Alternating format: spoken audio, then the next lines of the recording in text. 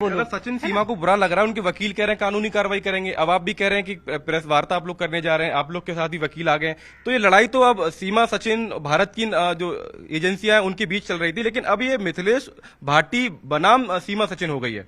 ऐसा नहीं था, करने को कोई कुछ भी करे, हमारा विरोध इलीगल तरीके से आई। भारत देश में 4 बच्चों को लेके आई महिला, और हमारे समाज में इसका मैसेज गलत जा रहा है, तो उसका विरोध हमने किया।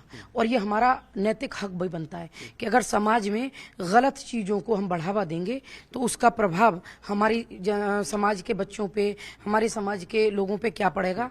और इस चीज़ का विरोध सिर्फ गीता भाटी या मिथिलेश भाटी नहीं कर रहे, इसका भारत देश बिल्कुल स्वीकार नहीं करेगा इस तरीके से इनलीगल आई किसी भी व्यक्ति को, और उसको हमारा नैतिक अधिकार बनता है अपनी बात को रखने का। आखिरी सवाल ये कि अब आपका अगला कदम क्या होगा, क्योंकि एपी सिंह तो कह रहे हैं कि कानूनी लड़ाई लड़ेंगे, डिफेमेशन का केस आप लोग के खिलाफ दाखिल कर रहे हैं, आप लोग भी कानूनी लड़ाई लड़ने जा रहे हैं?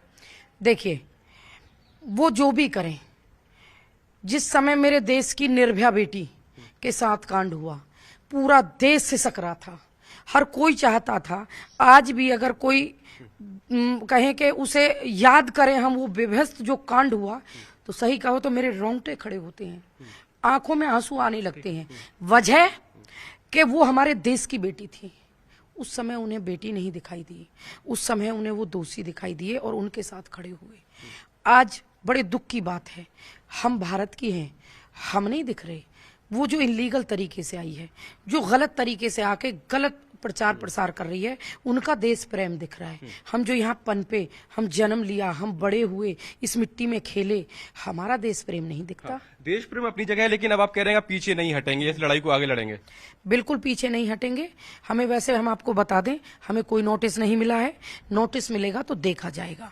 आप कानूनी लड़ाई लड़ने की बात कर रहे हैं, और हम देख रहे हैं कि ये किसान नेताओं की लड़ाई इसमें कहीं दिखाई दे रही है दूर दूर तक।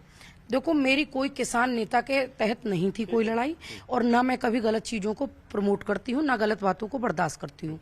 जो कुछ लोग मुझे टारगेट सीधे नहीं कर पाए, उन्होंने मिथिलेश को मुद्दा बना के, उन 4 शब्दों को जिनमें कोई मतलब नहीं था, उनको मुद्दा बना के मुझे इनलीगल तौर पे टारगेट करने का प्रयास किया है।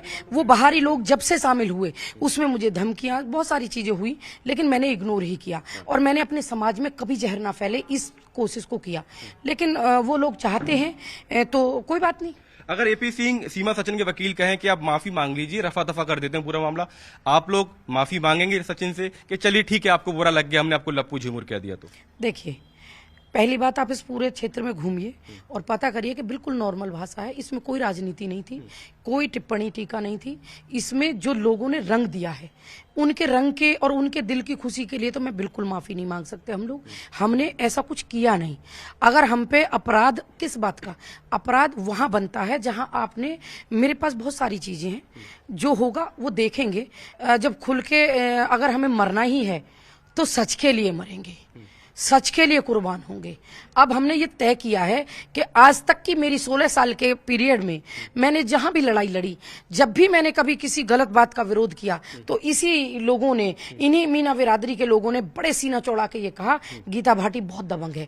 आज बुरा लग रहा है क्योंकि आज वो महिला जो और बाहरी लोग हैं, वो मीना बिरादरी को टारगेट कर रहे हैं, वो खुद टारगेट बना रहे हैं उन्हें, और उन्हें शामिल कर रहे हैं, जबकि ये मामला ऐसा था ही नहीं। ये सिर्फ 2 देशों से एक मामला था, और एक इलीगल तौर से आई महिला का मामला था। आप जिन शब्दों को ठीक ठहराते हैं, आप कहते हैं कि आम बोलचाल में वो ठीक है, इनका अर्थ क्या है? क्योंकि बड़ा देश है, अलग अलग डाइवर्सिटी बहुत ज्यादा है, लोग समझ नहीं पाते। लप्पू झिमुर आपने किसी को कह दिया, इसका अर्थ क्या है? अर्थ बहुत बार बता दिया, और मैं अब बताना भी नहीं चाहती हूँ। जो बताना है आप सबको बहुत बार बताया गया है, उसी चीज पर रहिए कि ये ग्रामीण बेस था, ग्रामीण परिवेश है।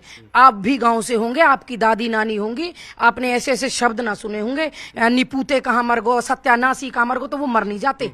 अपनी दादी नानी भी, अपनी चाची ताई भी अपने बच्चों से इस तरीके की भाषा बोलती हैं, तो ये ग्रामीण परिवेश है, ये शहर नहीं है। उसे नहीं पता होगा जो कहीं बहुत बड़े शहर में जन्मा है बच्चा, जो कभी गांव में नहीं गया, हो सकता है कि उन्हें इसका अर्थ भी ना पता हो। चलिए, आप अब उन शब्दों को लेने से कतरा रही है, क्योंकि एक बड़ा मुद्दा बन गया। नहीं, बड़ा मुद्दे से मतलब नहीं है, तोड़ मरोड़ के बातें ना करें। मेरा सीधा मुद्दा ये है कि जो ग्रामीण परिवेश में उस लड़की के मुंह से जो शब्द निकले, सिंपल वे में, बिना कोई टारगेट करे, उसे ऑलरेडी मुद्दा मुद्दा बना रहे हैं उससे मुझे कोई फर्क नहीं पड़ता, क्योंकि ना तो उसे टारगेट करने के मकसद से कहा गया, ना प्यार के विरोधी हैं।